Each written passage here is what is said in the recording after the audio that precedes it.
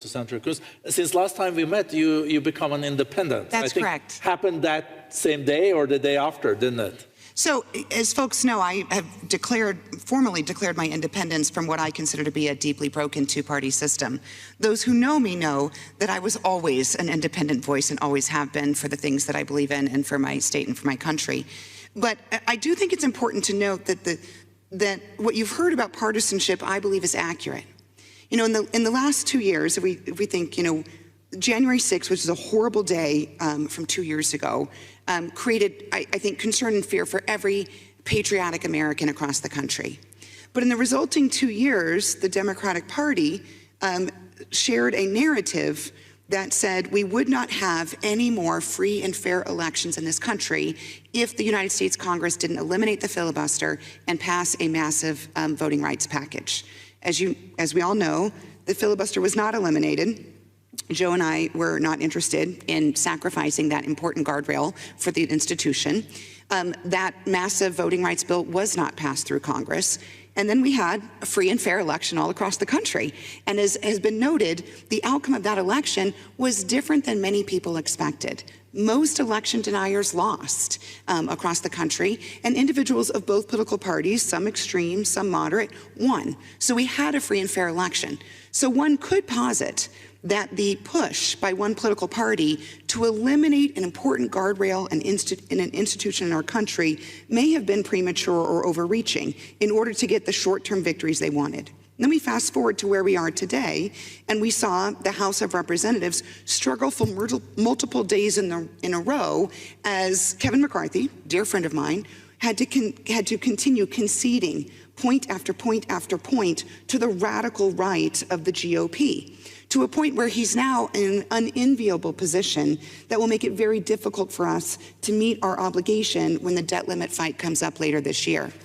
Those are just two examples of the pull that you see political parties giving in order to get everything they want. Here you've got independent Senator Kyrsten Sinema speaking to the elites in attendance at Davos, where she looks like she's getting ready to steal a bunch of Dalmatian puppies. Because nothing says looking out for your constituents in Arizona quite like attending the World Economic Forum with other millionaires and billionaires in Switzerland. Now, first off, she says, "Those who know me know that I was always an independent voice."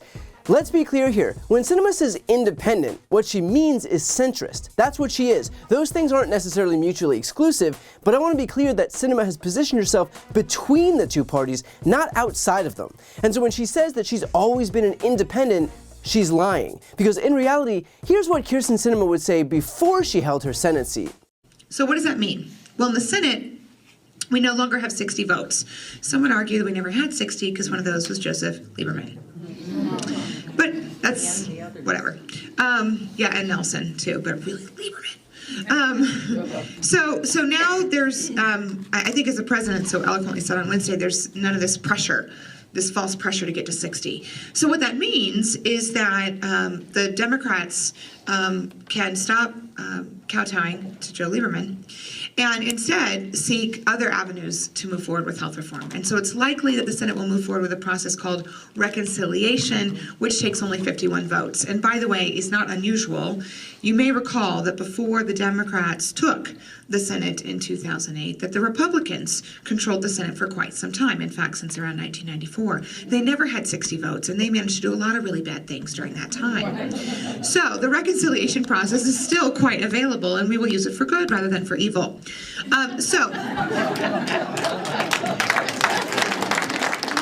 So no, Sinema wasn't an independent, she wasn't a centrist. In fact, she was actually critical of centrists like Joe Lieberman because he was more interested in preserving the filibuster than actual policy. And now, just a few short years later, it's Kyrsten Sinema herself who's doing the exact thing she criticized by protecting the filibuster over policy. So she can call herself an independent, but it's clear to everyone with two eyes exactly what she is. And I'd bet Kyrsten Sinema of a few years back would know exactly what she is too. Sinema then dives into this whole narrative criticizing Democrats for suggesting that they lied in saying that we wouldn't have a free and fair election without a voting rights bill, only to then have a free and fair election in 2022. Couple things here. First, one of the provisions in a voting rights bill was to make gerrymandering illegal. that didn't pass. Democrats lost the House in large part thanks to the fact that Republicans have gerrymandered states like Florida, Ohio, Utah, Kentucky, Louisiana, North Carolina, Arkansas, Pennsylvania, and West Virginia. Republicans have a 5-seat majority in the House, owed entirely to the fact that they've been able to gerrymander districts in states that they control. I get that we're used to seeing gerrymandering now, but that doesn't mean that it's acceptable, and it certainly doesn't mean that our elections were fair. The second point here is that just because people overcame barriers to voting doesn't mean that there were no barriers to voting. The Freedom to Vote Act, had that become law, would have expanded voter registration with automatic voter registration and same-day registration. Think about the number of people who didn't vote because they missed an arbitrary deadline in a state that imposes them expressly to suppress the number of folks who are able to cast ballots. It would have expanded voting access by allowing vote by mail and early voting. Again, think about the number of people who didn't vote because they may be low-income workers who couldn't afford to take that one day off to cast their ballot. That bill would have made Election Day a federal holiday. It would have restored the rights of former felons who served their time to be able to vote in elections. It would have established a new criminal offense for voter intimidation, meaning all those people who were too afraid to vote because of far-right militia members standing at voting locations would have been able to cast their ballots after all. And yet, because Sinema decided to put process over policy, that bill didn't pass, meaning that none of those provisions were enacted into law in the end. We don't know how many people didn't vote because we lacked proper protections for voters, but that number is not zero. So just because we had an election doesn't mean that it was a fair one. You gotta love too how Kyrsten Sinema equates Democrats calling for the elimination of the filibuster to achieve truly free and fair elections with far-right Freedom Caucus members holding Kevin McCarthy hostage to exact concessions in the House in exchange for their votes. Didn't know I needed to say this, but those two things are not the same. Democrats are trying to eliminate the filibuster to pass voting rights to shore up our democracy in the face of attacks by far-right Republicans who refuse to accept election results unless they win. Kevin McCarthy's battle to become Speaker was also due to far-right Republicans who refused to vote for Kevin McCarthy unless they were able to exact concessions. In both of those scenarios, the people who are undermining the processes are far-right Republicans. Trying to secure our democracy from Republicans who want to burn it down does not mean that Democrats and Republicans are the same. In reality, drawing false equivalencies between the left and right doesn't make Sinema an independent. It makes her a Republican. That's what Republicans do, because they know they're in the wrong, and so they play it off as both sides being wrong.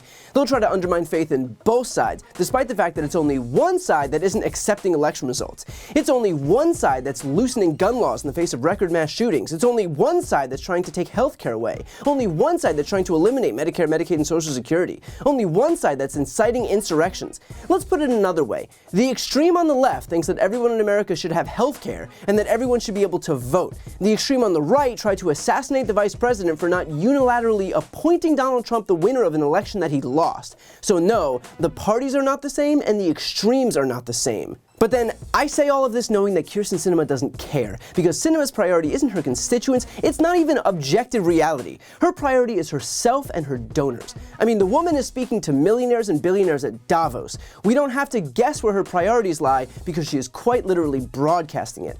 So they might buy Sinema's performance here, but the rest of us very clearly don't.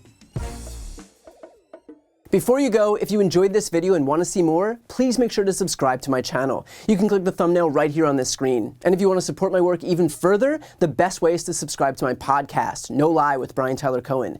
There you can check out my interviews with major players in the world of politics, including President Biden, Vice President Kamala Harris, Pete Buttigieg, Elizabeth Warren, Katie Porter, Jamie Raskin, and so many more. Plus other interviews that live exclusively on the podcast. That link is also right here on this screen, or just search No Lie with Brian Tyler Cohen wherever you listen to podcasts.